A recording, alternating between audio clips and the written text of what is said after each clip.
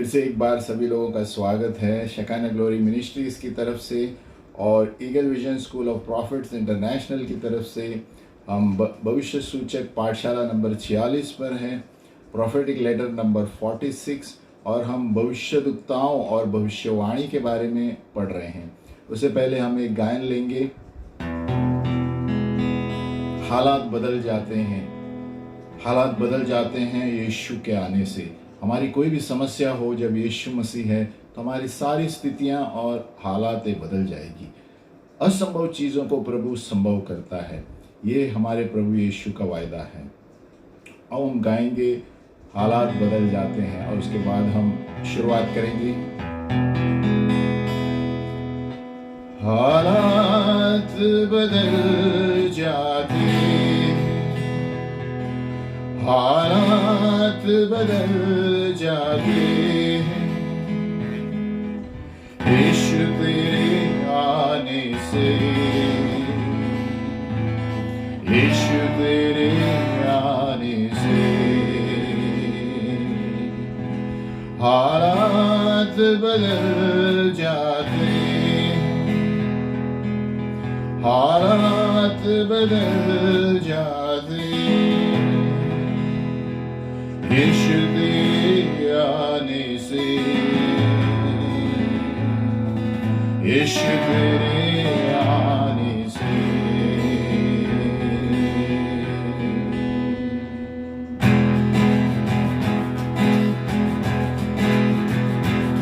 हालात बदल जाते, हालात बदल जाते यीशु तेरे आने से, यीशु तेरे आने से, यीशु तेरे आने से, यीशु तेरे आने से, तेरे आने से, तेरे आने से, तेरे आने से, आने से, आने से, तेरे आने से, तेरे आने से, तेरे आने से, आने से, आने से। हालात बदल जाते, हालात बदल जाते यीशु तेरे आने से, यीशु तेरे आने से, यीशु तेरे आने से, यीशु तेरे आने से। जैरस की बेटी को यीशु ने जिंदा किया, जैरस की बेटी को यीशु ने जिंदा किया। मुर्दा लाजर को यीशु ने जिंदा किया, मुर्दा लाजर को यीशु ने जिंदा किया। मुजज़ात भी हो जाते, मुजज़ात भी हो जाते यीशु तेरे आने से, यीशु तेरे आने से, तेरे आने से, तेरे आने से, तेरे आने से, आने से, आने से, तेरे आने से, तेरे आने से, तेरे आने से, आने से, आने से। हालात बदल जाते यीशु तेरे आने से, यीशु तेरे आने से।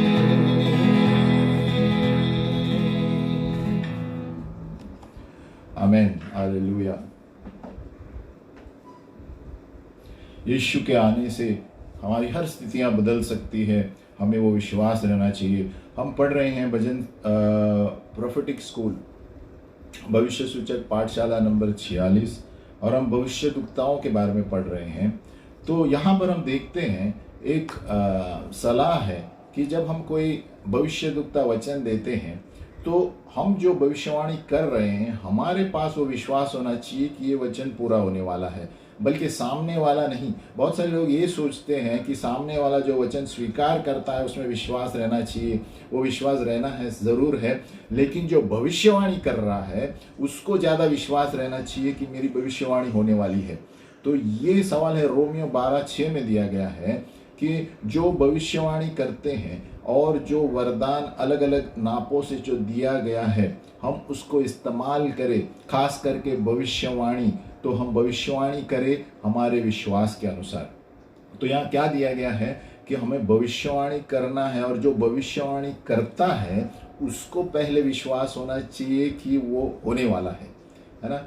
स्वीकार करने वाला तो विश्वास रहेगा, लेकिन जो भविष्यवाणी करता है उसको पहले विश्वास रहना चाहिए कि ये होने वाला है।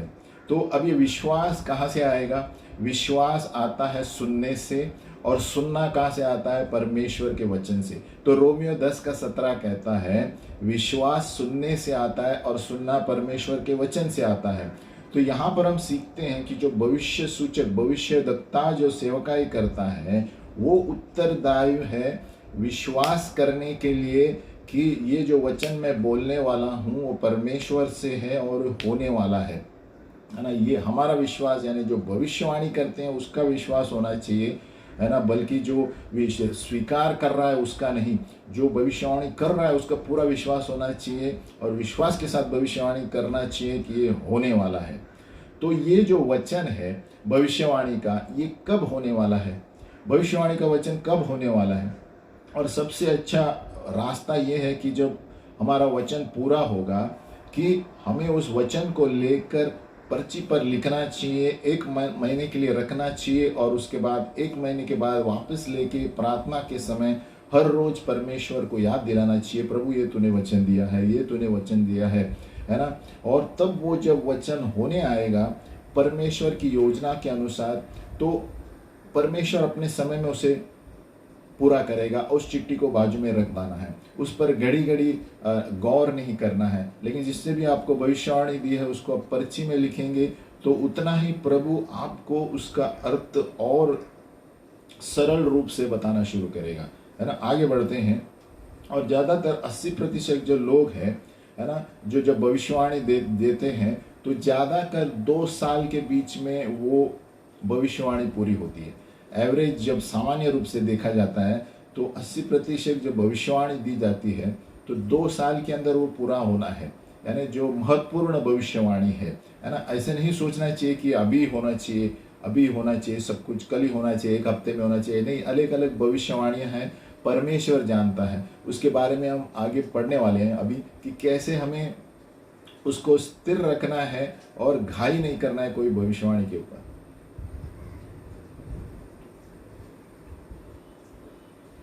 तो भविष्यवाणी का शीर्षक क्या है कि भविष्य के बारे में बताना, foretelling of things to come. बहुत सारे लोग ये सोचते हैं कि भविष्यवाणी का मतलब ये है कि जो भी अभी स्थिर, अभी जो वर्तमान स्थिति में उनके जीवन में हो रहा है हम बोल रहे हैं तो वो भविष्यवाणी है। नहीं, वर्तमान स्थिति के अनुसार अगर जो कोई आपको कुछ बोल रहा है आपके परिवार के बारे में, वो ज्ञान का वरदान है, गिफ्ट ऑफ नॉलेज। तो गिफ्ट ऑफ नॉलेज एक है, भविष्यवाणी अलग है। भविष्यवाणी वो होती है जब आपके आगे के बारे में कोई व्यक्ति बताएगा आपको 1 महीने के बाद क्या होने वाला है, 1 साल के बाद क्या होने वाला है। जब कोई आपके वर्तमान चीज़ों के बारे में बता रहा है और भूतकाल के बारे में बता रहा है, मतलब ये ज्ञान का वरदान है। परमेश्वर ज्ञान से उसे बता रहा है कि आपके जीवन में क्या चल रहा है। लेकिन भविष्यवाणी जो है आने वाली चीज़ों के बारे में बताता है। और अभी भविष्यवाणी का न्याय करना ये हमें जानना चाहिए। भविष्यवाणी को कैसे जांचेंगे और कैसे उन भविष्यवाणियों का जांच करेंगे। यहाँ पर दिया गया 1 कोरिन्थियों 14:3 में कि जो भविष्यवाणी करता है वह मनुष्य से उन्नति और उपदेश और शांति की बातें कहता है। उन्नति, उपदेश और शांति की बातें। यानी ये पवित्र आत्मा से दिया हुआ वरदान है, हम कोई और चीज़ नहीं। पवित्र आत्मा व्यक्ति की उन्नति, कलीसियाओं की उन्नति, प्रभु के अंग की उन्नति, उपदेश और शांति के लिए करता है। 2 पतरस 1:21 में भी दिया गया है कि क्योंकि कोई भी भविष्यवाणी मनुष्य की इच्छा से कभी नहीं हुई, पर भक्तजन पवित्र आत्मा के द्वारा उभारे जाकर परमेश्वर की ओर से बोलते थे। तो ये पवित्र आत्मा का कार्य, ये जो है भविष्यवाणी का है, ये हमारे मन की बात नहीं है या हमारे विचार के अनुसार नहीं है। जो परमेश्वर का जो अंग है, बॉडी ऑफ क्राइस्ट, हम लोग, हमें ये दिया गया है कि भविष्यवाणी का तिरस्कार मत करो। बहुत से लोग भविष्यवाणी का तिरस्कार करते हैं। जो भी वरदान हमें मिला है उससे ज़्यादा पौलुस भविष्यवाणी करने के लिए कहता है। 1 कोरिन्थियों 14 में वहाँ देते हैं 1 में, कोरिन्थियों 14 का 1, प्रेम का अनुकरण करो और आत्मिक वरदानों की भी धुन में रहो, विशेष करके यह कि भविष्यवाणी करो। तो यहाँ पर पौलुस जोर क्यों दे रहा है भविष्यवाणी करो? उसका मतलब अगर जो हम इस पे जोर नहीं दे रहे हैं, हम कोई गलती कर रहे हैं। वचन में जो कुछ भी दिया जाता है उसे गंभीरता से लेना चाहिए। पौलुस कहता है प्रेम का अनुकरण करो और आत्मिक वरदानों की भी धुन में रहो, लेकिन विशेष करके भविष्यवाणी करो, ये कहता है। अभी बहुत सारे प्रश्न हैं कि भविष्यवाणी सचमुच परमेश्वर से है, कैसे पता कि ये पिता बात कर रहा है ना? और किसी भविष्यवक्ता हमसे कुछ बोलता है तो कैसे पता ये परमेश्वर की ओर से है ना? हम इसका आगे हम पढ़ेंगे तो अब जानेंगे। बहुत सारे भविष्यवक्ता जो है ये पवित्र आत्मा के अनुसार, ये सिर्फ वचन के अनुसार बोलते हैं, उसके बाद अलावा कुछ नहीं बोलते हैं। ये गलत है। बहुत से भविष्यवक्ता है जो सोचते हैं कि खाली वचन बोलने से वो भविष्यवाणी होगी, यानी वचन के अनुसार है, ये सही है, लेकिन सिर्फ वचन की भविष्यवाणी होनी चाहिए। ये गलत इसलिए है, अगर जो ये खाली सीमित रहेगा वचन के ऊपर तो भविष्य के बारे में कैसे पता चलेगा? तो भविष्य के बारे में जो भी बताएगा वो वचन के संबंधित बताएगा, लेकिन उसका मतलब ये नहीं कि, है ना, मुद्दे से पूरा शब्द से शब्द वचन से होना चाहिए भविष्यवाणी का, है ना। अभी समझो ऐसे है तो सभी लोग बाइबल पढ़ सकते हैं और सभी लोग वचन बोल के भविष्यवाणी कर सकते हैं, है ना, और कोई भी वचन आ सकता है। उसका मतलब ये नहीं कि पवित्र आत्मा, है ना, वचन की ओर देगा और उसके वचन को, है ना, नहीं, बट वो भविष्यवक्ता जो सिर्फ वचन पर ही ध्यान दे के भविष्यवाणी करता है, बाकी सारी चीज़ों का आंख कान बंद करता है, वो भी गलत है। अभी समझो हमें किसी को बताना है कि आपकी सेवकाई होने वाली है, आपकी रेडियो मिनिस्ट्री होने वाली है, तो बाइबल में लिखा नहीं है। तो हर चीज़ भविष्यवाणी बाइबल से, शब्द से ही होना चाहिए, ऐसा नहीं है। अभी समझो, अभी मुझे अभी और कुछ आया कि समझो किसकी शादी करनी है, किससे शादी करनी है, सामने वाला आके पूछेगा मुझे कहाँ पर पाठशाला में जाना है, कहाँ पर कॉलेज में जाना है, मुझे क्या बेचना है, मुझे क्या खरीदना है, ये वचन में तो नहीं रहेगा। तो इसके अनुसार भी भविष्यवाणी आती है, आपको आपकी शादी अगले साल होने वाली है, तो ये तो बाइबल में नहीं है। तो बहुत सारे भविष्यवक्ता सिर्फ बाइबल के वचन पकड़कर भविष्यवाणी करते हैं, ये गलत है। ये एक साइड एक तरफी हो जाता है, क्योंकि अगर जो हम कोई किसी के शादी के बारे में, किसी की सेवकाई के बारे में, प्रभु कोई मार्केटिंग मिनिस्ट्री कर रहा है, वे वचन में तो नहीं है। तो प्रभु कभी कभी भार के शब्द इस्तेमाल करेगा, लेकिन वचन संबंधित रहेगा, लेकिन वचन से तालमेल रहेगा। और परमेश्वर चाहता है कि आपको व्यक्तिगत रूप से डायरेक्शन, आपके जीवन में अगुवाई करे भविष्यवक्ता के वचन के द्वारा।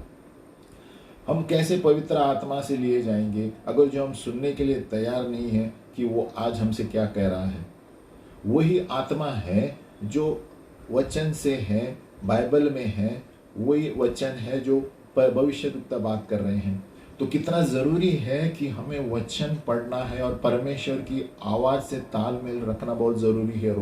रोज़ व्यक्तिगत प्रार्थना में जब घोषणा करते हैं, वचन में तालमेल रखते हैं, तभी प्रभु और ज़्यादा भविष्यवक्ताओं के द्वारा हमारे अगुवाई करता है।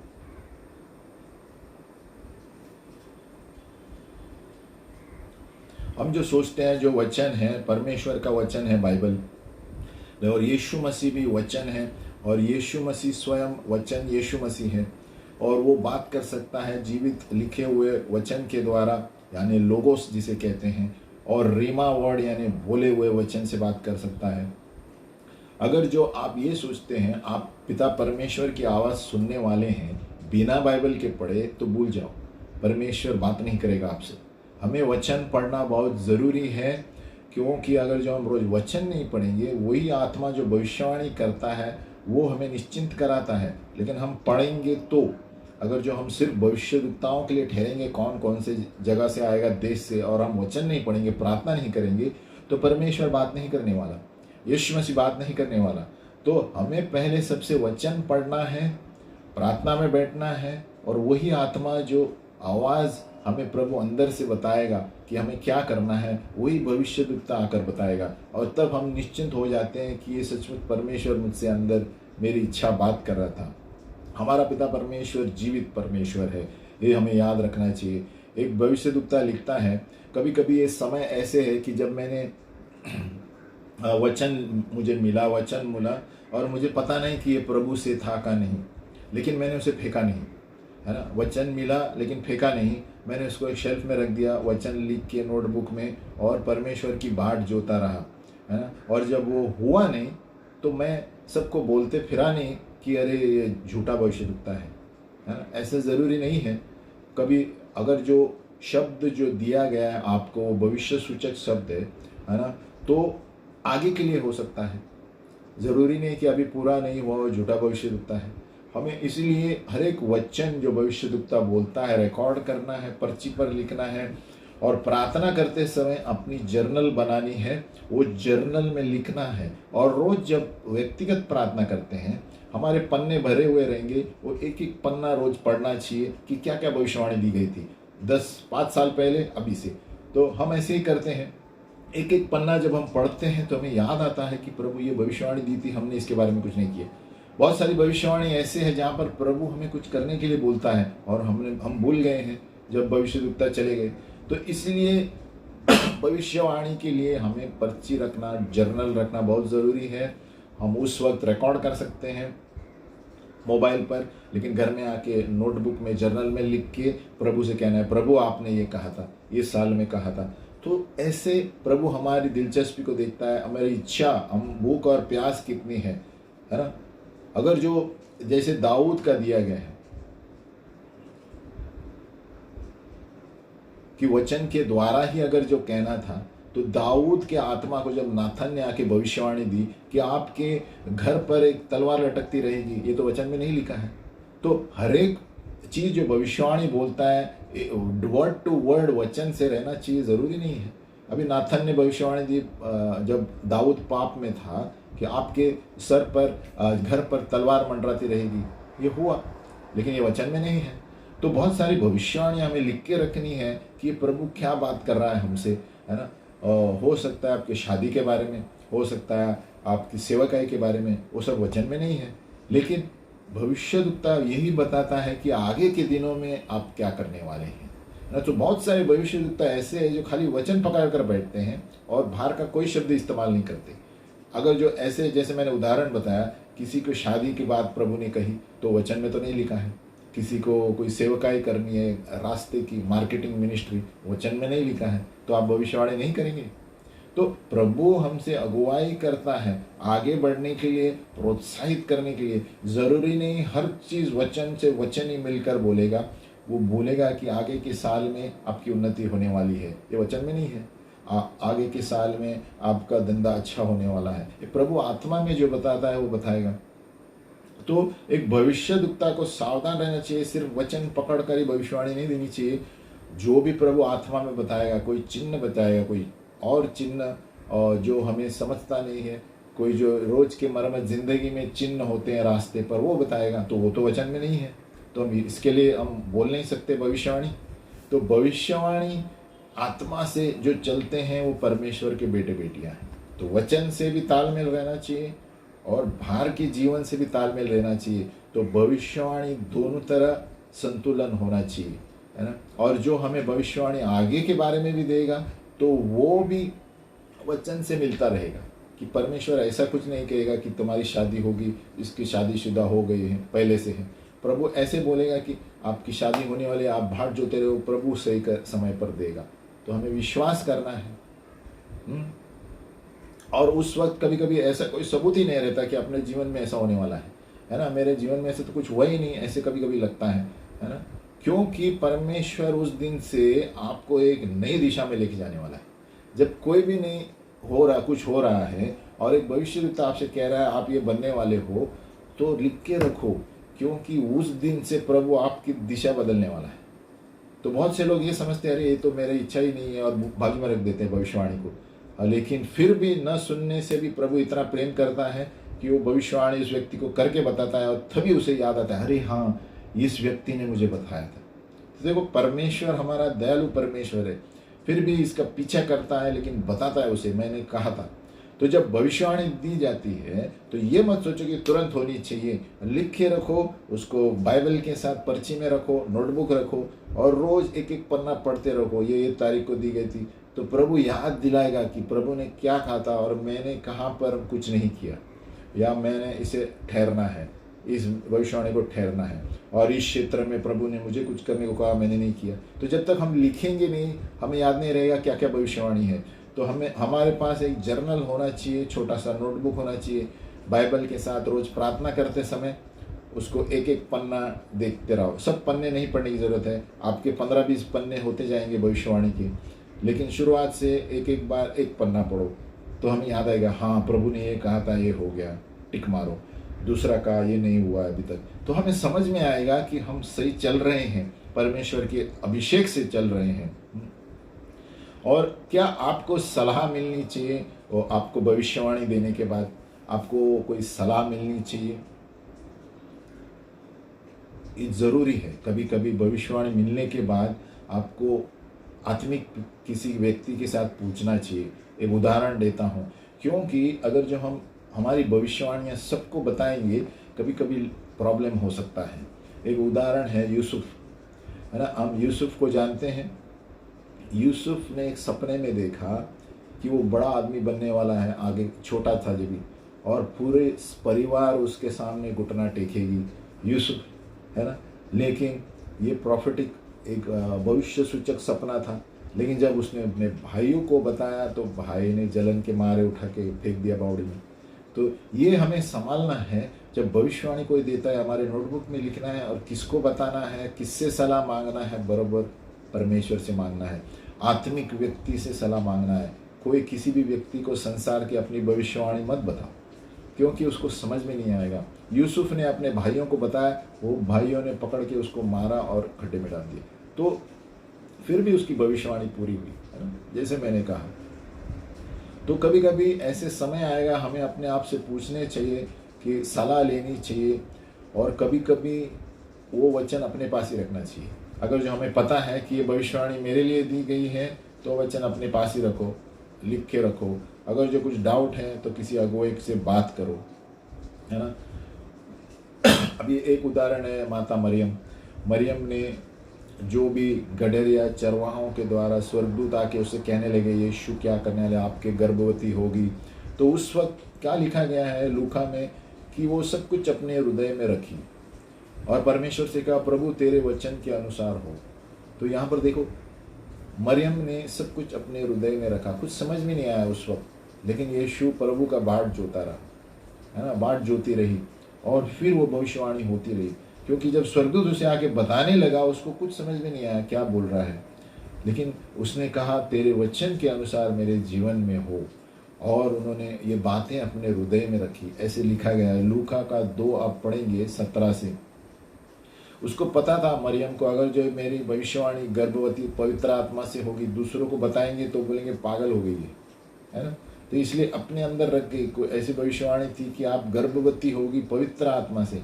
अगर जो आप कोई रास्ते पे आज बताएंगे तो बोलेंगे पागल है ना? तो इसीलिए उन्होंने बताया नहीं। इसलिए बहुत सारी भविष्यवाणियाँ जो हम जानते हैं हमारे लिए है, और हमारे बड़प्पन के लिए है, किसी को नहीं बताना। हमारे जर्नल में लिखना है, या तो अगुवाओं को बताना, पास्टर को बताना, जो आत्मिक रूप से छिपा कर रखेंगे, किसी को नहीं बताएंगे। क्योंकि नहीं तो यूसुफ की तरह उनके भाइयों को बताया जो संसार में थे, और उनको मार पीट के उन्होंने, है ना, कहा तुम हमसे बड़ा बनने वाला है, ऐसे करके उन्होंने, तो लोग जलन की आत्मा भी हो सकती है। और ये मकसद ये है सलाह लेने का, एक भविष्यवाणी स्वीकार करने के बाद, कि हम जान सकते हैं वो भविष्यद्वक्ता सही है क्या नहीं, उसके लिए जान सकते हैं। लेकिन ये भविष्यवाणी छुपा के रख सकते हैं, लेकिन जान सकते हैं कि ये भविष्यद्वक्ता आत्मा से बोला क्या नहीं बोला।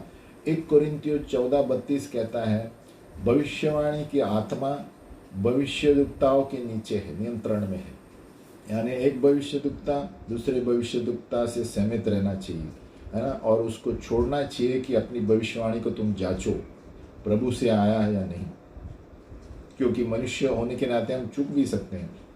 इसलिए सलाह लेना इसलिए ज़रूरी है कि कभी कभी कोई भविष्यद्वक्ता नए आते हैं जो हम बिल्कुल नहीं पहचानते कलीसिया में, तो हमें सलाह लेना ज़रूरी है और एक भविष्यद्वक्ता से कि आपको क्या लगता है।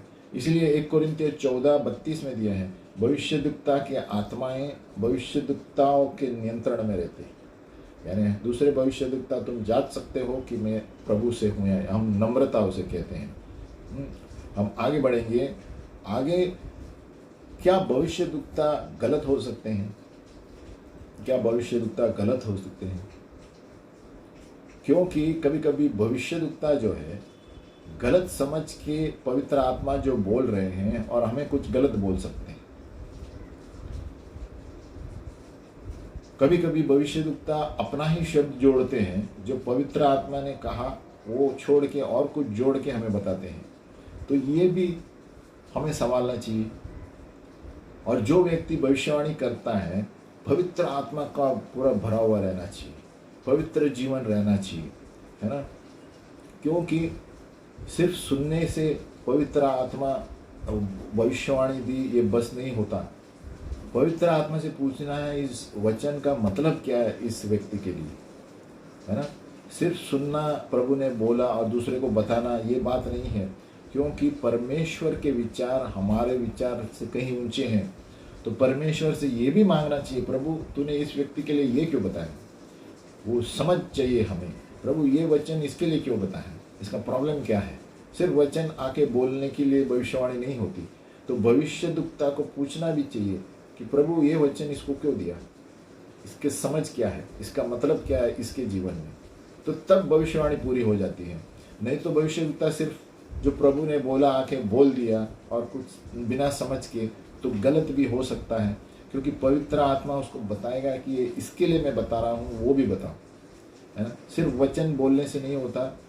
तो यहाँ पर यशायाह 55:8 कहता है एक भविष्यद्वक्ता का जो खरापन होता है, एक्यूरेसी, ये सबसे पहला क्षेत्र है जहाँ पर वो जांचा जाएगा।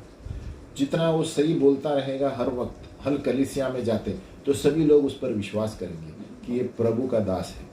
अगर जो कहाँ पर भी वो चूकेगा, हर वक्त चूकता रहेगा, तो लोग जांचना शुरू करेंगे। तो इसलिए एक भविष्यद्वक्ता का बहुत ज़रूरी है कि वो जब परमेश्वर से वचन सुनता है उसका समझ क्या है, उसका मतलब क्या है, वो भी पूछना चाहिए। प्रभु इस व्यक्ति के लिए मतलब क्या है। नहीं तो बहुत सारे भविष्यद्वक्ता हम देखते हैं, बोलते हैं मुझे ये दिख रहा है, मुझे कुछ समझ में नहीं आ रहा है, आप इसमें प्रार्थना में रखो, ऐसे बोलेगा। तो कभी कभी ऐसे होता है। लेकिन भविष्यद्वक्ता हम सब लोग पूछना चाहिए, प्रभु ये वचन मैंने आपने मुझे दिया, इसका मतलब क्या है इस व्यक्ति के लिए जो मैं देने वाला हूँ, है ना। तभी भविष्यवाणी पूरी हो जाती है और कलीसिया की उन्नति होती है। और एक भविष्यद्वक्ता अपना राज्य बढ़ाना नहीं चाहिए, परमेश्वर का राज्य बढ़ाना चाहिए, है ना। जो वरदान है प्रेरित, भविष्यद्वक्ता, सुसमाचार, पासबान और शिक्षक, ये किस लिए दिए गए हैं हम पढ़ेंगे। एफिसियों 4:11, ये सारे पंचगुनी सेवकायाँ परमेश्वर के अंग के लिए दी गई हैं। तो एक भविष्यद्वक्ता को अपना राज्य बढ़ाने के लिए कुछ नहीं करना है, परमेश्वर का राज्य बढ़ाना है, लोगों की उन्नति के लिए बात करना है। क्या दिया है एफिसियों 4:11, और उसने कितनों को भविष्यद्वक्ता नियुक्त करके, कितनों को सुसमाचार सुनाने वाले नियुक्त करके, और कितनों को रखवाले और उपदेशक नियुक्त करके दिया। 12, जिससे पवित्र लोग सिद्ध हो जाए और सेवा का काम किया जाए और मसीह की देह उन्नति पाए। तो देखो कारण क्या है, पवित्र लोग सिद्ध हो जाए, सेवा का काम और मसीह की देह उन्नति पाए। है ना। तो हमें ध्यान रखना है भविष्यद्वक्ता का चरित्र और उसकी भविष्यवाणी और उसका खरापन जो है, उससे पता चलता है कि ये सचमुच भविष्यद्वक्ता है। सभी कलीसियाओं में उसे मानते हैं कि कोई भी झूठी भविष्यवाणी नहीं निकली। और फिर भी हम जानेंगे कि इस भविष्यवाणी का, भविष्यद्वक्ता का दफ्तर भविष्यवाणी है, इसका दफ्तर है भविष्यद्वक्ता का। नहीं तो हम जांच पड़ताल करना शुरू करेंगे कि यार सचमुच ये भविष्यद्वक्ता है, इसकी कोई भी भविष्यवाणी पूरी नहीं हो रही है ना। तो एक भविष्यद्वक्ता का ये चरित्र रहना चाहिए कि वो खुद का बढ़ोतरी नहीं रहना चाहिए, दूसरों की बढ़ोतरी और पवित्र चरित्र और खरेपन से भविष्यवाणी। और हर एक जो भविष्यवाणी है तो उसके अनुसार वचन भी जब देता है वो, और वो सही होता है, तो हम मान लेते हैं कि ये सही भविष्यद्वक्ता है। हर बार कुछ नहीं पता है तो वो बताएगा मुझे ये दिख रहा है, मुझे इसके बारे में पता नहीं, आप प्रार्थना करो। तो कभी कभी ऐसे भी हो सकता है, लेकिन ज़्यादातर एक भविष्यद्वक्ता को प्रभु बताएगा और वो काम है भविष्यद्वक्ता का, कोई चिन्ह देखेगा, प्रभु इसका मतलब क्या है इस व्यक्ति के लिए, उसको पूछना चाहिए और फिर ही भविष्यवाणी करनी चाहिए, है ना। तो उसके बाद ही क्या लिखा है, जिससे पवित्र लोग सिद्ध हो जाए और सेवा का काम किया जाए और मसीह की देह उन्नति पाएंगे।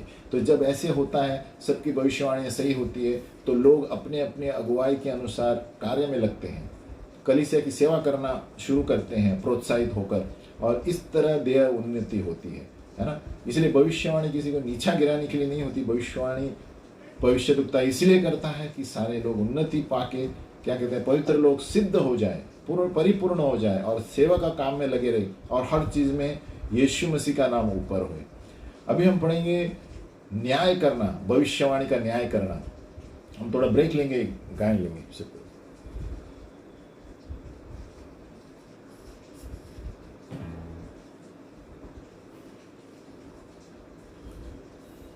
जैसे हम गा रहे थे कि हालात बदल जाते हैं यीशु के आने से, हमें विश्वास करना चाहिए पवित्र भविष्यवाणी की आत्मा यीशु की आत्मा है, ऐसे दिया पवित्र वचन में दिया गया है। इसलिए जब हम यीशु को विश्वास करते हैं तो हमारे हालात भी बदल जाते हैं, और जो भी भविष्यवाणियां हैं उसके द्वारा प्रभु हमसे बात करता है यीशु मसीह।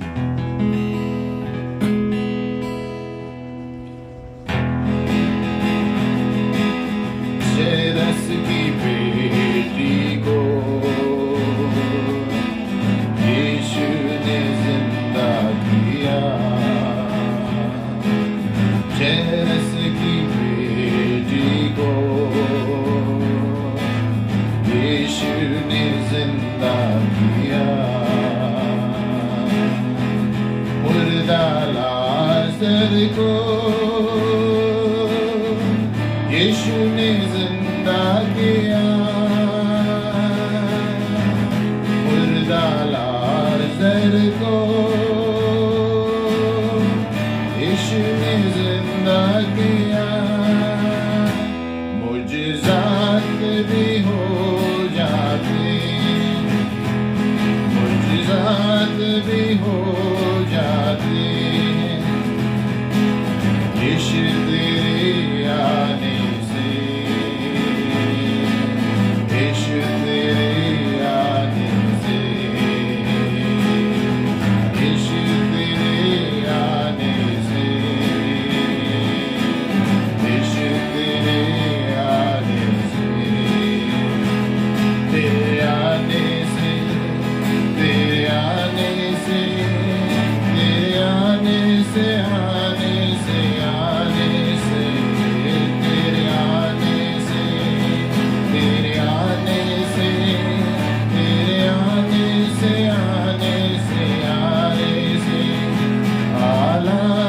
बदल जाते हैं, हालात बदल जाते हैं, यीशु तेरे आने से,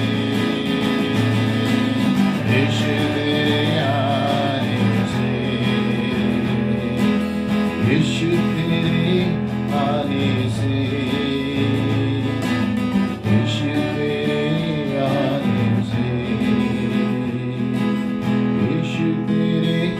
आने से, यीशु तेरे आने से,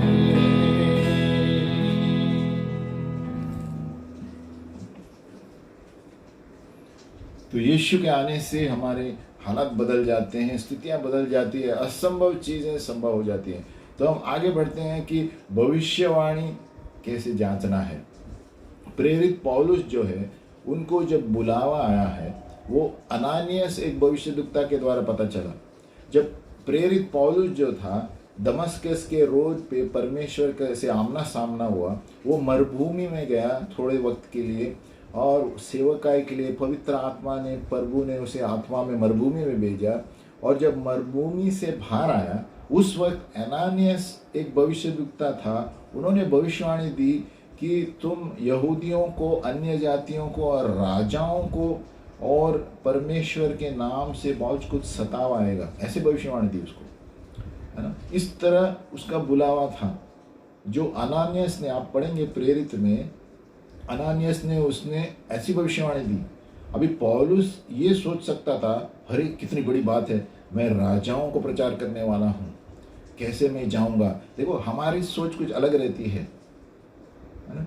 हम ऐसे सोचेंगे, अरे शायद मैं गाड़ी में जाऊँगा, है ना, ऊँटों के ऊपर जाऊँगा, मेरे सेवक मुझे ले जाएंगे राजाओं के पास, और नहीं तो राजा मेरे पास आएगा प्रचार सुनने के लिए। लेकिन ऐसा नहीं हुआ। भविष्यवाणी दी है उसको, राजा को भविष्यवाणी देंगे। क्या हुआ, पौलुस राजा से प्रचार किया, लेकिन वो संकलियों में था, जेल में, है ना। और जब बंदी गृह में था, तब वो राजा से बात कर रहा था। तो देखो, भविष्यवाणियाँ जब लिखी जाती है, हमें प्रभु से पूछना चाहिए, प्रभु आपकी इच्छा के अनुसार हमारे जीवन में हो। माता मरियम ने कहा, प्रभु आपका वचन के अनुसार मेरे जीवन में हो। जब स्वर्गदूत ने उसे कहा, आपके हृदय में एक तलवार घुसेगी मरियम से, तो उसे पता नहीं चला मरियम को क्या है वो। बाद में उसे जब यीशु मसीह क्रूस पे मरा तो उसे पता चला। तो बहुत सारी ऐसी चीज़ें हैं। उसका मतलब ये नहीं कि सारी भविष्यवाणियाँ ऐसे ऐसे आपके लिए बताई जाएंगी। लेकिन जब प्रभु अनानियस ने पौलुस को भविष्यवाणी दी, उसने क्या बोला, आप प्रभु के लिए बहुत सताव रहेगा, आप राजाओं को प्रचार करेंगे। तो हमारा तुरंत मन में आता है, अरे राजा, मैं महल में जाऊंगा, मैं महल में जाऊंगी। लेकिन यहाँ पर हम देखते हैं उसको बांध के लिया गया था राजा के सामने, बंदी गृह में। तो भविष्यवाणियों के लिए हम तैयार रहना चाहिए, जो प्रभु के विचार हमारे विचारों से ऊंचे हैं। याद करो, अगबस जो है, पौलुस के पट्टियों को, कमर पट्टा लिया और अपने आप को बांध लिया। उसने कहा, ये जिसका कमर पट्टा है वही उससे पौलुस को ऐसे ही होने वाला है आगे के दिनों में। और पौलुस ने कहा, मत जाओ मत जाओ, लेकिन उसने कहा, मैं प्रभु की इच्छा पूरी करूँगा, है ना। और पौलुस को पता चला, उसका समाचार देने का एक भाग ये भी था कि सताव आएगा, है ना। उसको जानता था वो, और आगे चला, है ना। अगर जो वो नहीं जाता था, वो राजा अग्रिप्पा के सामने बात नहीं कर सकता था, है ना। लेकिन बंधे हुए जेल में वो राजा से बात किया और सुसमाचार दिया, और बंदी गृह से उन्होंने सुसमाचार प्रचार किया, है ना। इसीलिए जब कोई भविष्यवाणी देता है, हमें कुछ मन ब्लैंक रखना चाहिए, हमारे ख्याली पुलाव नहीं आना चाहिए, है ना। कभी प्रभु हमें ये देगा, अरे मैं राजा के पास जाऊंगा। अगर पौलुस भी ऐसे सोचता था, तो देखो बंदी गृह में राजा को प्रचार किया। तो हमें कोई भविष्यवाणी जब देते हैं, तो हमें बाट जोना चाहिए, लिख के रखना चाहिए और कहना चाहिए, प्रभु तेरे वचन के अनुसार हमारे जीवन में हो, हमें सिर्फ बलवंतता और अनुग्रह से रहने दे। तो पौलुस की तरह प्रभु हमें बलवंतता की आत्मा देगा, और सही समय में प्रभु सही चीज़ें बताएगा। लेकिन हमें ख्याली पुलाव नहीं रखना चाहिए जब कोई भविष्यवाणी करता है, खास करके अच्छी अच्छी भविष्यवाणियाँ। वो कैसे पूरी होगी, कब पूरी होगी, हमें पता नहीं। लेकिन हमें कहना चाहिए, प्रभु हम बाट जो रहे हैं, तू जब कहता है तो करके दिखाएगा, है ना। तो ये एक उदाहरण था कि कैसे हम भविष्यवाणी को जांचें, कि प्रभु के विचार अलग हैं, हम अलग सोचते हैं भविष्यवाणी मिलने के बाद। तो हमें उसको ऐसे रखना चाहिए भविष्यवाणी को, जैसे हम रोज़ प्रार्थना करते हैं, प्रभु आपको आत्मा में बताएगा, या और कोई भविष्यद्वक्ता आके बताएगा ऐसे ऐसे, तो आप जानेंगे हाँ इसका मतलब यही है। नहीं तो हम कुछ कुछ सोचते रहते हैं, उसने कहा मुझे बंगला मिलेगा, उसने कहा ये, लेकिन प्रभु को पता है कौन से समय में मिलेगा, कब मिलेगा और किस लिए मिलेगा, है ना।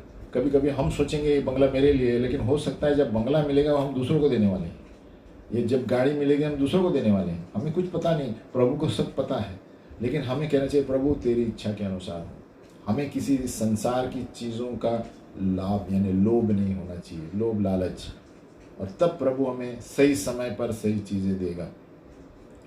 और इसीलिए पौलुस बंदी गृह में भी स्तुति और आराधना करने लगा। बंदी गृह में चैन में था क्योंकि उसको परमेश्वर की सिद्ध इच्छा मालूम थी और बिंदास आगे चल रहा था, है ना। उसको पता था कि परमेश्वर की अनुग्रह मेरे लिए काफ़ी है ना। इसीलिए पौलुस कोरिन्थियों में यही लिखता है। आगे बढ़ते हैं। अभी जो मानसिक भौमिक यानी डॉक्टर होते हैं मन के, एक महिला थी जीन डिक्सन जिसका नाम था। वो कह पाती थी कि आपके खीसे में कितना पैसा है ना। आपके सामने खड़े रहकर वो बताती थी कि आपके खीसे में कितना पैसे हैं, पर्स में कितने पैसे हैं, है ना। ये साइकिक यानी मानसिक भौमिक आत्मिक डॉक्टर है ना। तो ये पवित्र आत्मा के नहीं है। और वो कहती है कि ये सामर्थ्य उसे तब मिला एक रात में जब एक काला सा सांप आया और उसके खटे के नीचे आया, है ना। तो ये पवित्र आत्मा के दर्शन नहीं है ना। और ये झूठे प्रभुओं से प्रार्थना करके ये सामर्थ्य मिला है ना। और ये अलौकिक सामर्थ्य जो है ये परमेश्वर से नहीं है, जो जानते हैं कि आपके पॉकेट में क्या है, क्योंकि इन्होंने बताया कि रात को जब एक काला सांप आया उसके खाट में आया तब से वो सामर्थ्य मिला उसे। तो ये देखो अलग अलग जगह को पूंजने से ये सारी स्थितियां हैं। तो इस संसार में बहुत सारे प्रभु हैं, लेकिन हमें देखना है पवित्र आत्मा का प्रभु कौन सा है ना। तो हमें भरमाए हुए आत्मा से बचाना रहना चाहिए। अलौकिक काम, अगर जो हम पुनर्जन्म लिए हुए विश्वासी हैं, पवित्र आत्मा से भरे हैं, तो हमें चिंता करने की ज़रूरत नहीं है, क्योंकि हमें सही सामर्थ्य सही जगह से मिलेगा और सही साधन। और हम शैतानी शक्तियों को तुरंत परखना शुरू करेंगे, क्योंकि पवित्र आत्मा का सामर्थ्य हमारे अंदर है। लेकिन गलत आत्मा को पूजेंगे तो गलत आत्माएं शरीर में बीमारियां भी लेकर आएंगी और गलत चीज़ें गड़बड़ी लेकर आएंगी। आगे बढ़ते हैं। झूठे भविष्यवाणी और दूसरे स्वर्ग का प्रकटीकरण। दूसरे स्वर्ग यानी सेकंड हेवन, जहाँ पर दुष्ट आत्माएं वास करती है ना। अभी कभी जब भी प्रभु कुछ करता है जो उसके राज्य में बढ़ता है, तो ये शैतान देखता है और शैतान उसकी नकल करना चाहता है ना। जहाँ पर भी परमेश्वर की कोई योजना है, तो शैतान की वहाँ पर काउंटर योजना होगी। हर जगह आप देखेंगे जहाँ पर भी कोई बढ़ोतरी होता है, शैतान की कोई चाल होती है वहाँ पर, है ना। उदाहरण तौर पर जब पिता परमेश्वर ने कहा कि यीशु में जो है उसको कोई दंड नहीं है ना, और पवित्र आत्मा में बड़े हुए हैं वो शांति और आनंद पाते हैं। लेकिन जब शैतान की बारी आती है, शैतान बोलता है कि तुम दूसरी आत्मा से पीकर आनंद मनाओ, है ना, जो गलत आनंद देता है। और वो दारू की चीज़ें बताएगा। और प्रभु का आत्मा बताएगा कि आप आत्मा में पीकर बनो, परमेश्वर की आत्मा में, है ना, आनंद और शांति मनाओ। लेकिन शैतान की आत्मा बोलेगा अरे ये पियो, दारू पियो, उसमें आनंद और खुशी है। जहाँ पर भी हम देखते हैं वहाँ पर उलट विरोध की आत्मा रहेगी, है ना, और गलत शांति मिलेगी उन्हें। और परमेश्वर ने बिना शर्त का प्रेम यीशु मसीह में उत्पन्न किया, एक दूसरे से प्रेम करो। अभी शैतान क्या करता है? शैतान करता है खुल्लम खुल्ला प्यार करो, किसी से भी शरीर संबंध रखो। देखो ये शैतान की विरोधी आत्मा है, ये झूठी तरह की। तो जहाँ पर भी प्रभु कुछ करता है, शैतान उसका विरोध में करता है ना। और ये बहुत से लंबे समय से चले आ रहा है ना। जब भी परमेश्वर कुछ अच्छा करता है, शैतान उसकी नकल करके उसको दूसरी तरफ लेकर आता है। और उसी तरह भविष्यवाणी में भी ऐसा होता है। तो भविष्यवाणी बहुत अच्छी बात है, जहाँ परमेश्वर लोगों से बातें करना चाहता है, अगुवाई करना चाहता है जीवन में सच्चाई से, सही जगह पर चल रहे हैं या नहीं, है ना। लेकिन यहाँ पर भी शैतान कार्य करता है, झूठे भविष्यवक्ता। 4 मुख्य मुद्दे हैं यहाँ पर, जहाँ पर शैतान के कार्य नकल भी करते हैं। नंबर 1 है झूठे प्रकटीकरण देता है, यानी भेद, ऐसे भेद देता है जहाँ पर परमेश्वर के लोग, है ना, भरमाए जाएंगे और परमेश्वर के लोग अपनी आज्ञाओं को तोड़ देंगे, और ताकि वो लोग परमेश्वर से संबंध तोड़ दें। तो शैतान क्या करेगा? झूठी भविष्यवाणियों के द्वारा प्रकटीकरण देगा। नंबर 2, झूठे तरह दंड देता है, आपके ऊपर दोष लगाते रहता है, आपके ऊपर परमेश्वर के न्याय लगाते रहता है ना। और जबकि परमेश्वर वो बात ही नहीं कर रहा है, तो आपके मन में वो बोलेगा परमेश्वर मुझे दंड देगा, परमेश्वर आपको दोषी ठहराया, देखो आपने ये किया। तो ये सारी चीज़ें शैतान से आती है। नंबर 3, हेरा फेरी, चालाकी की आत्मा। कोई भविष्यद्वक्ता नियंत्रण में रखता है अपने आप को, परमेश्वर की ओर से बात करता है, बोलता है, लेकिन लोगों को अपने बस में रहता है। अगर जो कुछ चाहिए तो अपॉइंटमेंट ले लो, कुछ चाहिए तो इतने पैसे चाहिए, ये नियंत्रण में रखता है।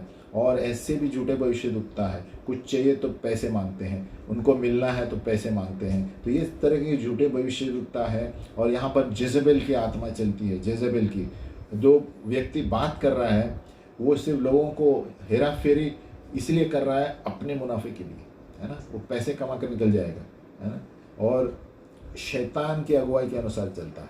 तो बहुत सारे भविष्यता ऐसे हैं जो अपने ऊपर नियंत्रण करते हैं कि लोग उन पर ही भगवान बना देते हैं, है ना। वो खुद को ऐसा लोगों को पेश आते हैं कि लोग उनके पास ही जाना चाहिए, है ना, और उनको बोलेंगे ऐसा करो वैसा करो, ऐसा नहीं करोगे तो ऐसा होगा। तो ये डर पैदा करते हैं। तो ये भविष्यद्वक्ता नहीं है, ये झूठे भविष्यद्वक्ता है। तो सबसे पहले झूठा प्रकटीकरण देते हैं और ताकि हम परमेश्वर की आज्ञाओं को तोड़ें। दूसरा, झूठे तरह से हमें दोष दिलाता है, हम पर हर वक्त आरोप लगाता रहेगा। नंबर 3, हेरा फेरी करने वाले भविष्यद्वक्ता आएंगे। नंबर 4, वो अंदर एक डर पैदा करेंगे, हमारे अंदर एक तरह का डर पैदा करेंगे ताकि लोगों को वो, है ना, अपंग करे, है ना, आगे के दिनों में ये होने वाला है वो होने वाला है। जैसे अभी कोविड का उदाहरण है, तो ऐसे भय लेकर आएगा कि अरे आगे के दिन में ये होगा, आगे के दिन में होगा। अब तो एक तरह का भय लेकर आएगा, वो भविष्यद्वक्ता सही नहीं है। परमेश्वर भय का आत्मा लेकर नहीं देता है, नियंत्रण और संयम का आत्मा। और ये है दूसरे स्वर के झूठे प्रकटीकरण। ये कभी कभी आप टीवी में भी देखते होंगे, बहुत बड़े बोलते ये भयानक चीज़ होने वाली है, ये होने वाला है, वो होने वाला है। ये भय लेकर आने वाले जो भविष्यवाणियाँ हैं उससे हमें सतर्क रहना चाहिए। परमेश्वर कभी भी सावधान करता है तो अपने लोगों को शांति, अंदर से शांति मिलनी चाहिए। और अगर जो कुछ होने वाला भी है तो हमारे अंदर एक शांति रहेगी परमेश्वर के वचन के अनुसार, भय नहीं रहेगा। ये झूठे भविष्यद्वक्ता पैदा करते हैं। और इसी कारण हम जो ये डिस्कस कर रहे हैं गलत प्रकटीकरण जो है, क्योंकि हमें परखना चाहिए कि झूठी भविष्यवाणी कौन कर रहा है और सच्ची भविष्यवाणी कौन कर रहा है, और परमेश्वर का वचन कौन सही बोल रहा है। आगे बढ़ते हैं कि अब ये कोई ऐसी भविष्यवाणियाँ हैं जो शैतान की नहीं है फिर भी झूठी हैं।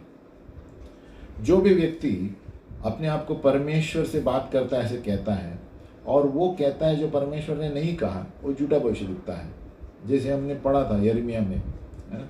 तो हर एक झूठी भविष्यवाणी शैतान से ही आएगी ऐसा नहीं है, आदमी के मन पे भी चल सकता है ना। कोई भी भविष्यद्वक्ता जो बोलता है मैं प्रभु से बोल रहा हूँ, लेकिन प्रभु से कुछ नहीं आया है आवाज़, वो झूठा भविष्यद्वक्ता है।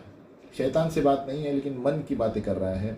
यिर्मयाह 23:25, मैंने इन भविष्यद्वक्ताओं की बातें भी सुनी हैं जो मेरे नाम से यह कर कर झूठी भविष्यवाणी करते हैं कि मैंने स्वप्न देखा है ना। 26, जो भविष्यद्वक्ता झूठ मूठ भविष्यवाणी करते और अपने मन ही के छल से भविष्यद्वक्ता है, यह बात कब तक उनके मन में समाई रहेगी। तो ये देखो, यहाँ पर ये भविष्यद्वक्ता अपने विचारों के अनुसार भविष्यवाणी कर रहे हैं यिर्मयाह, तो शैतान की बात नहीं है। तो झूठे भविष्यद्वक्ता एक तो शैतान के भी ओर से आते हैं, दूसरा स्वर्ग के प्रकटीकरण, और एक आते हैं जो अपने विचार बन के कहते हैं कि परमेश्वर ने बात की, है ना। तो ये धोखा देने वाली झूठी भविष्यवाणियाँ, इसके हेरा फेरी कहते हैं, मैनिपुलेशन, ये धोखा देते हैं लोगों को।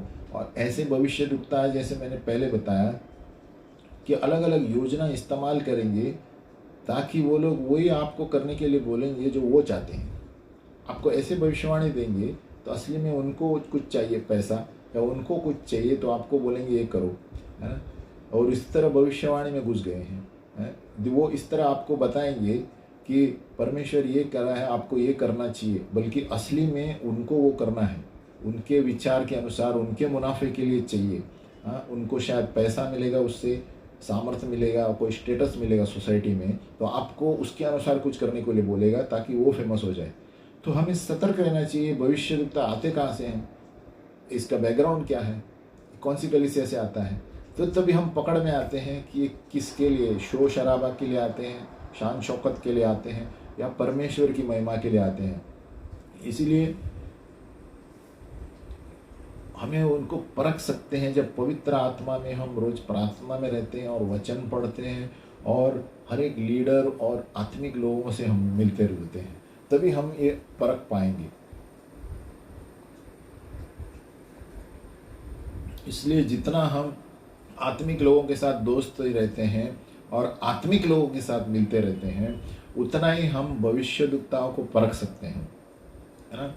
तो और एक भविष्यवाणी है, ये तो घाव किए हुए भविष्यद्वक्ता है, जो खुद को चोट पहुंची है लेकिन ये भविष्यवाणी दूसरों को देते हैं। वुंडेडनेस एंड फॉल्स प्रोफेसी, यानी ये घाव उनके अंदर है और ये लोग दुनिया में जाके भविष्यवाणी करते हैं। और थोड़ी थोड़ी झूठी भविष्यवाणियाँ ऐसे आती हैं हृदय की चोट लगने से और इमेच्योरिटी, ये परिपक्व लोग नहीं हैं, ये परमेश्वर के लिए बात करना चाहते हैं, है ना। जब भी परमेश्वर उनसे कुछ बोल ही नहीं रहा है, फिर भी परमेश्वर की ओर से बात करके आपको भविष्यवाणी देंगे, क्योंकि वो लोग अपने आप को जरा, है ना, समझते हैं कि सोसाइटी में उनका नाम हो। तो ऐसे भविष्य दुखता है, तो खुद के जब कुछ कहाँ तो भी उनको घाव पहुंची है, चोट पहुंची है, तो उसको छुपाने के लिए कि कहते हैं कि परमेश्वर ने मुझे भी संदेश दिया है, जबकि परमेश्वर ने उनसे कुछ नहीं बताया। ये वुंडेडनेस और फॉल्स प्रोफेसी, यानी घाव वाली झूठे भविष्य दुखता, खुद को चोट पहुंची है जीवन में। कभी कभी उनकी झूठी जो संदेश है, झूठा संदेश जो होता है, ये बिना हानि का है, हार्मलेस है, लेकिन कभी कभी ये डेंजर हो सकता है। ज़्यादातर ये लोग क्या करते हैं, लोगों को अलग करते हैं, ये भविष्य दुखता और जो झुंड में है उनको अलग करते हैं और उनके आसपास नहीं रहना चाहते। और फिर तो लोग क्या करते हैं, इनको तिरस्कार करते हैं, ऐसे भविष्य दुखताओं। तो वो लोग क्या समझते हैं, ये लोग इसलिए तिरस्कार कर रहे हैं कि मैंने गलत भविष्यवाणी दी है। नहीं, इनको भविष्यवाणी के लिए नहीं है, इनका चरित्र में प्रॉब्लम है। ये भविष्य दुखताओं को कहाँ तो भी अपने जीवन में, परिवार में चोट पहुँची है, तो उनके न्याय के लिए, उनको बताने के लिए कि हम सही है, कुछ भविष्यवाणी करते हैं जहाँ पर प्रभु ने कुछ कहा ही नहीं है, और उनका नाम कमाने के लिए भविष्यवाणी करते हैं, है ना। याद रखें कि जो कोई तिरस्कार किया गया है, सभी लोग, ये सभी लोग झूठे भविष्यद्वक्ता नहीं है, क्योंकि बहुत सारे झूठे भविष्यद्वक्ता को तिरस्कार भी किया है, यिर्मयाह, लेकिन वो लोग पश्चाताप करके प्रभु ने उन्हें तोड़ा है, अनुमति दी है ताकि वो लोग आगे चलकर प्रभु की सेवा करें। लेकिन ऐसे भी भविष्यद्वक्ता हैं जो घाव के भविष्यद्वक्ता और झूठी भविष्यवाणी देते हैं।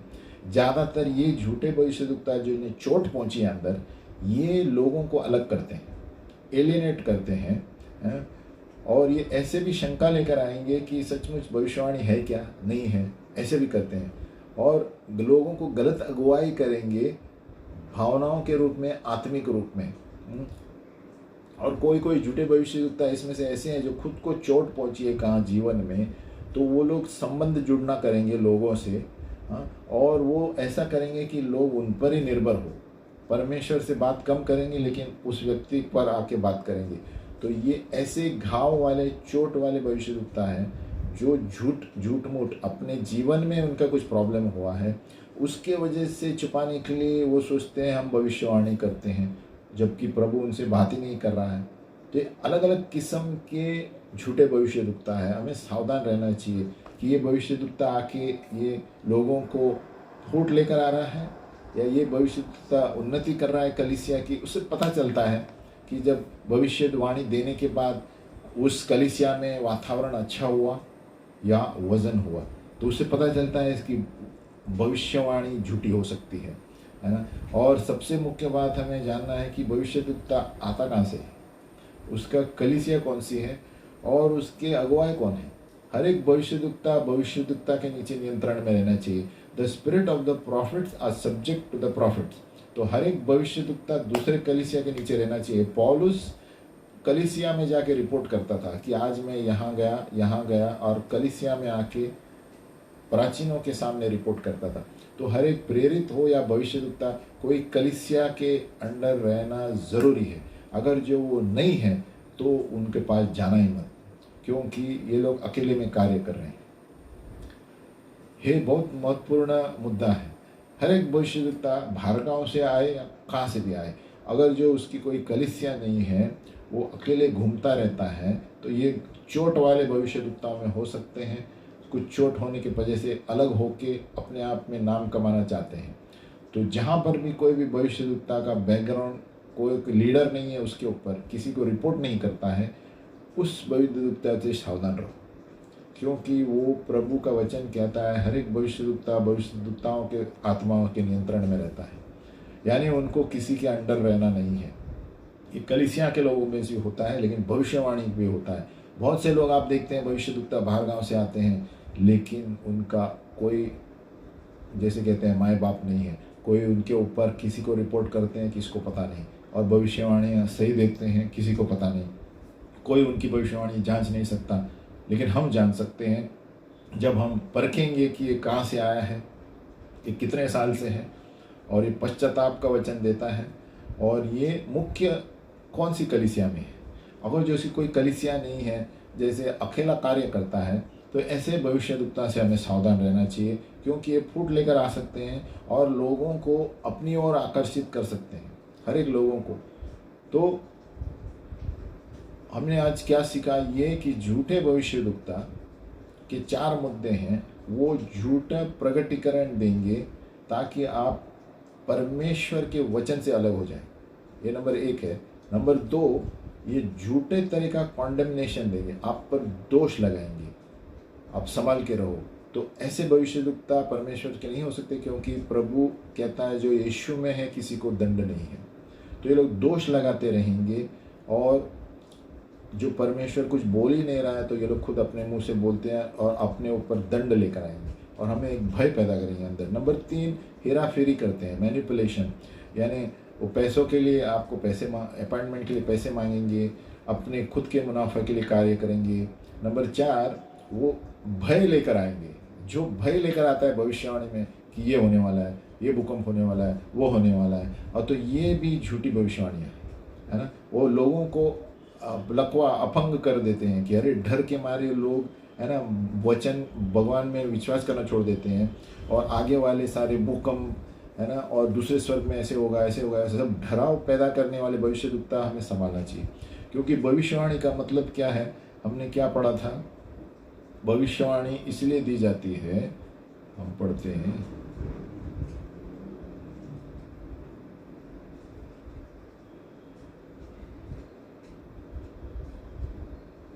भविष्यवाणी किसके लिए है।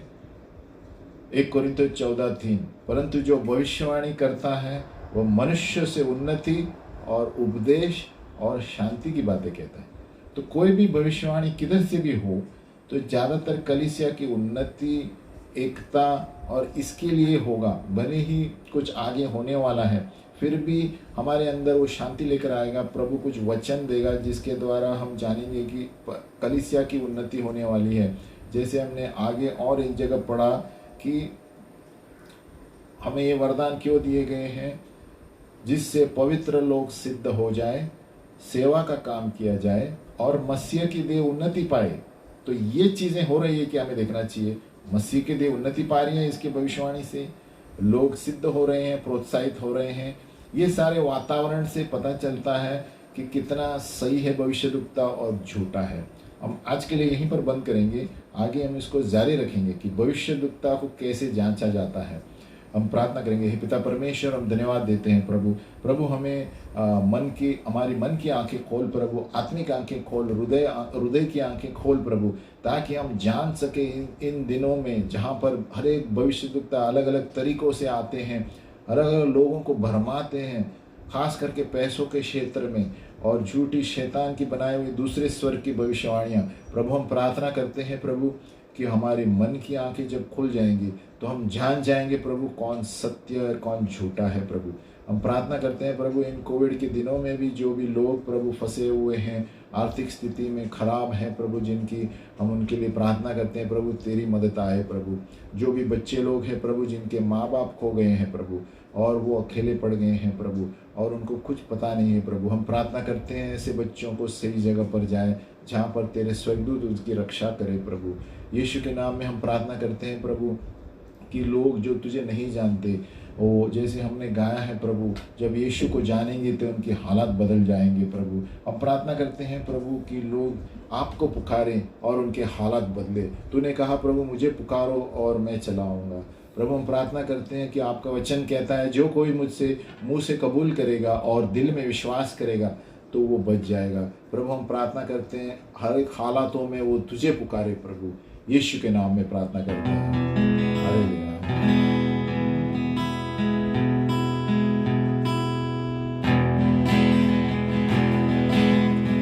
घोड़ों से चलने हुआ,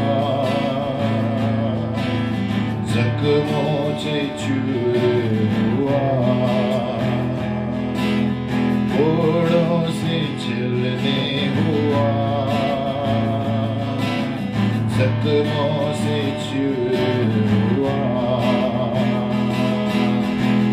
मेरे ही खातिर मर के तो जिंदा हुआ,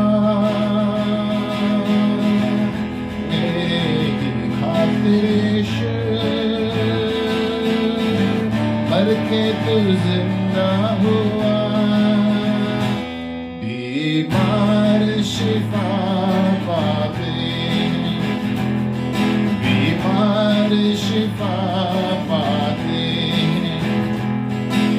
यीशु तेरे आने से, यीशु तेरे आने से, यीशु तेरे आने से, यीशु तेरे आने से,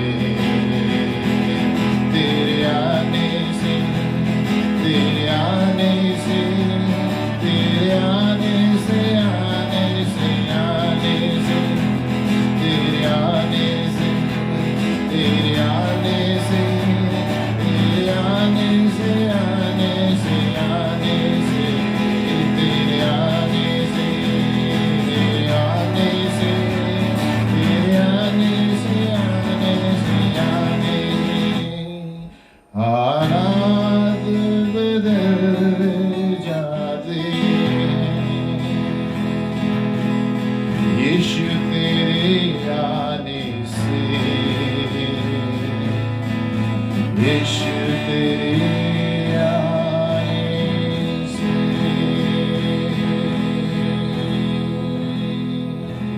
हाँ प्रभु यीशु तेरे आने से सारे हालात बदल जाते हैं।